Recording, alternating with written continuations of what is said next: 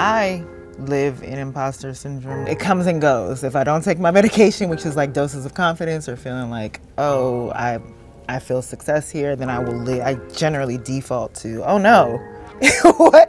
This is all wrong, or I'm a fraud. And sometimes I think it's healthy. Honestly, it does drive me in that way. And it's why I think I'm able to survive.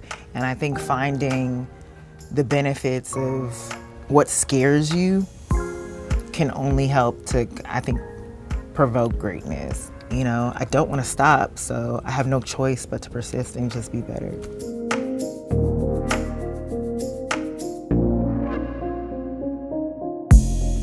Go, shawty. It's my birthday, but no one cares because I'm not having a party, because I'm feeling sorry for myself. Once one entity invests in you, then it does open the eyes of others to be like, okay, well, if I can't have you in this area, what do you have here? And I never like to put all my eggs in one basket either, so it also helped me to kind of diversify what I could do and what I wanted to do.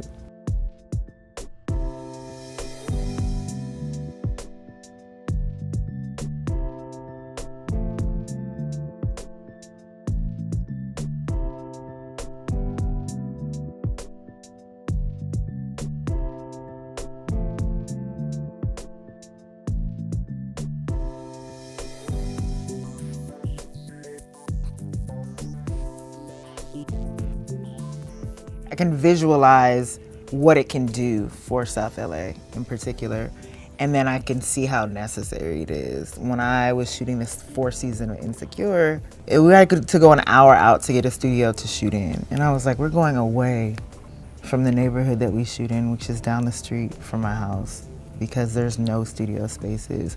And I recognize that the industry is changing, but I think there'll always be a need for that here. And then the opportunity for jobs to employ people within the community, for training programs, I honestly know that there's so many iconic areas in South LA that tourists would be interested in, you know, recognizing, like, this is from Boys in the Hood and this is from Love and Basketball. There's just so many things that could engage the community in general that I feel like we need.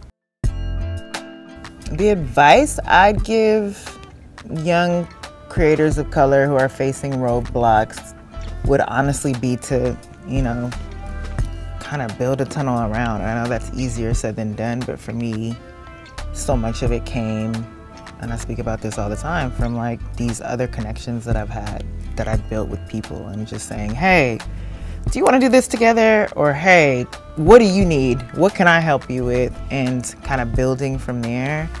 I had countless times where I tried to go through the system traditionally, whether that's like writing a spec script to be able to get in a writer's room, or working with, or trying to get representation, just being like, where do I even start? And it really, where I started was with the community around me that I had built.